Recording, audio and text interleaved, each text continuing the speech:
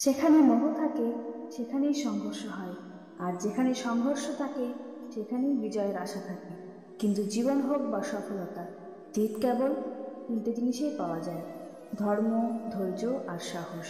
এই কথার মধ্যে দিয়েই চলুন তাহলে আজ জেনে নিই দশম অধ্যায়, বিভূতি যোগ। ভগবান শ্রীকৃষ্ণ বললেন, হে মহাবাহু, তুমি পুনরায় আমার রহস্য ও প্রভাবযুক্ত উৎকৃষ্ট বাক্য শোনো। আমার প্রতি অতিশয় প্রীতিসম্পন্ন হওয়ায় তোমার হিতার্থে আমি এই কথা বলছি।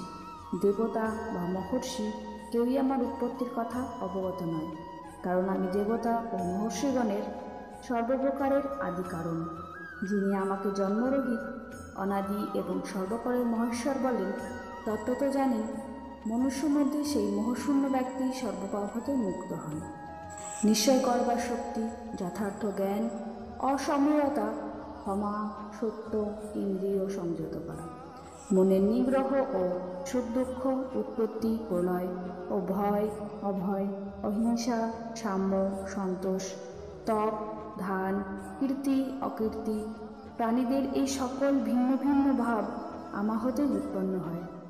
বশিষ্ঠ প্রভৃতি সপ্তশব মহর্ষি, পুরাকালের সনকাদি 4 জন এবং স্বয়ম্বর প্রমুখ 14 মুনি, এরা সকলেই আমার ভাব সম্পন্ন এবং আমারই সংকল্পজাত। জগতের সমস্ত প্রজা এদের থেকেই সৃষ্টি হয়েছে। যিনি আমার এই পরম ঐশ্বর্যরূপ বিভূতি এবং যোগশক্তি তত্ত্বত জানেন, তিনি অচল ভক্তিযোগে যুক্ত হন, তাতে কোনো সন্দেহ নেই। আমি সমস্ত জগতের উৎপত্তির কারণ। আমা থেকেই সমস্ত জগৎ প্রবর্তিত হয়েছে। শ্রদ্ধা ও ভক্তিযুক্ত বুদ্ধিমান ব্যক্তি এই রূপ জেনে নিরন্তর পরমেশ্বর রূপ আমাকেই ভজনা করেন। নিরন্তর মদগতা চিত্ত এবং মদগত প্রাণ ভক্তগণ পরস্পর আমার কথা আলোচনা করে, নিজেদের মধ্যে আমার প্রভাবের কথা জানিয়ে এবং আমার গুণ প্রভাবের কথা উত্তমের দ্বারাই সন্তোষ লাভ করেন এবং আমার মধ্যে নিরন্তর রমণ করেন। সর্বদা আমার ধ্যানে আসক্ত এবং প্রেমপূর্বক ভজনশীল সেই ভক্তদের আমি তত্ত্বজ্ঞান রূপ যোগ প্রদান করি, যাতে আমাকেই তারা লাভ করতে পারেন।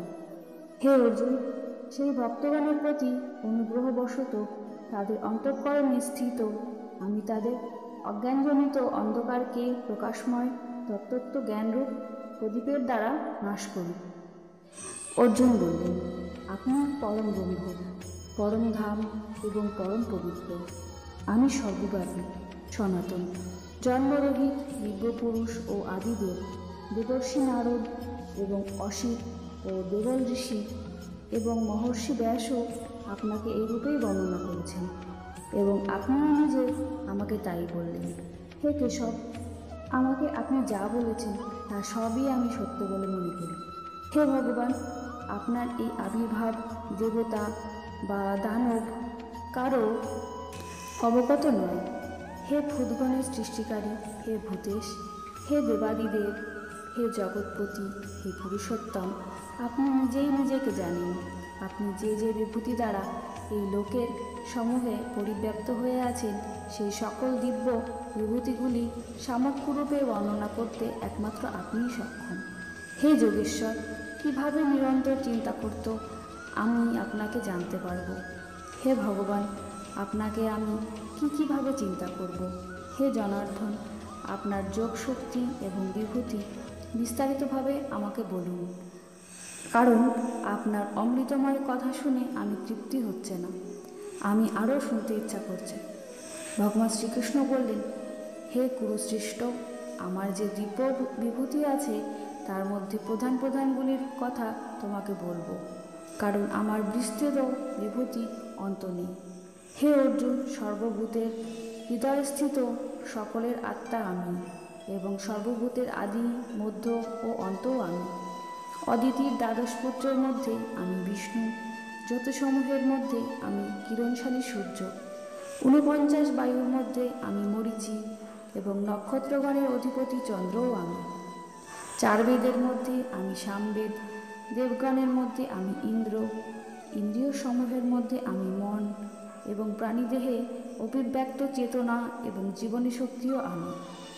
একাদশ রুদ্রের মধ্যে আমি শঙ্কর, যক্ষ এবং রাক্ষসগণদের মধ্যে আমি ধনাধিপতি কুবের। অষ্টবসুর মধ্যে আমি অগ্নি এবং উচ্চ শিখরযুক্ত পর্বতসমূহের মধ্যে আমি সুমেরু পর্বত। হে পার্থ, পুরোহিতগণের মধ্যে আমি দেবগুরু বৃহস্পতি, সেনাপতিদের মধ্যে আমি দেব সেনাপতি কার্তিকেয় এবং জলাশয়সমূহের মধ্যে আমি সাগর। মহর্ষিগণের মধ্যে আমি ভৃগু, শব্দের মধ্যে আমি এক অক্ষর ব্রহ্মবাচক ওঙ্কার। সকল যজ্ঞের মধ্যে আমি জপরূপ যজ্ঞ এবং স্থাবর পদার্থের মধ্যে আমি হিমালয় পর্বত।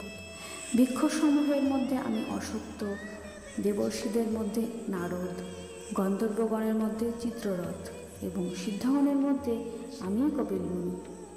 অসত্যসমূহের মধ্যে অমৃত মন্থনকালে উদ্বুদ্ধ উচ্চশ্রবা নামক অশ্ব, গজেন্দ্রগণের মধ্যে ঐরাবত এবং মনুষ্যগণের মধ্যে আমাকে রাজা বলে জানবে।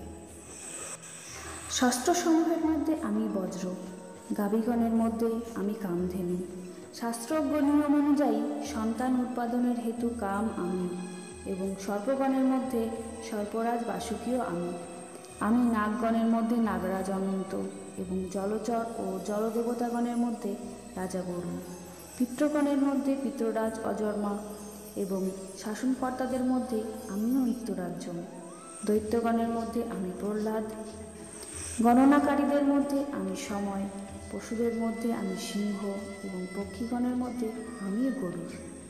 বেগবান গণের মধ্যে আমি বায়ু এবং শস্ত্রধারীদের মধ্যে আমি রাম। মৎস্যকুলের মধ্যে আমি মকর এবং নদীসমূহের মধ্যে আমি গঙ্গা। হে অর্জুন, সমগ্র সৃষ্টির আদি, মধ্য ও অন্ত আমি। বিদ্যার মধ্যে আমি আধ্যাত্মবিদ্যা এবং পরস্পর তর্কাকারীদের মধ্যে আমি সত্য নির্ণায়ক বিচারস্বরূপবাদ।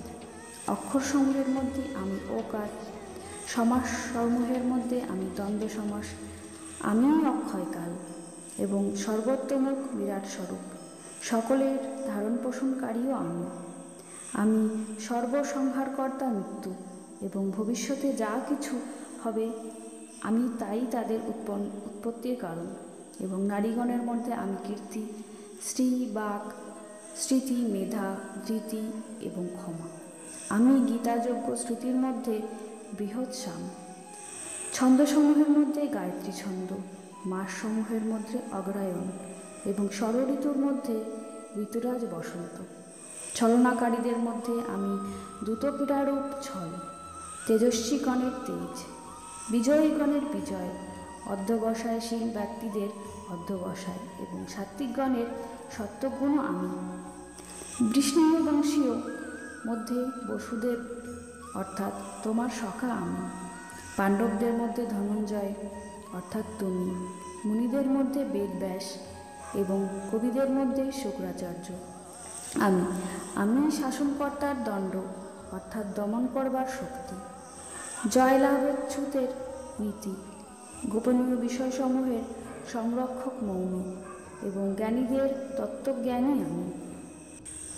হে অর্জুন, সকল ভূতের উৎপত্তির কারণও আমি, কারণ স্থাবর বা জঙ্গম এমন কোনো প্রাণীও নেই যা আমা ছাড়া সত্তাবান হতে পারে। হে পরন্তু, আমার দিব্য বিভূতির অন্ত নেই। আমি সংক্ষেপে এই সকল বিভূতির বর্ণনা করলাম। যা যা ঐশ্বর্যযুক্ত, শ্রীসম্পন্ন বা উৎসাহশালী সে সকলই আমার শক্তির অংশ হতে অভিব্যক্ত বলে জানবে। অথবা হে অর্জুন, তোমার এই বিস্তারিত জানবার দরকারই বা কি? আমি এই সমস্ত জগৎ নিজ যোগশক্তির একাংশে ধারণ করে আছি। ওম তৎসৎ। শ্রীমদ্ভাগবদ্গীতারূপী উপনিষদ তথা ব্রহ্মবিদ্যা বিষয়ক যোগশাস্ত্রে শ্রীকৃষ্ণ অর্জুন সংবাদে বিভূতি যোগ নামক 10ম অধ্যায় সম্পূর্ণ হল। নমস্কার।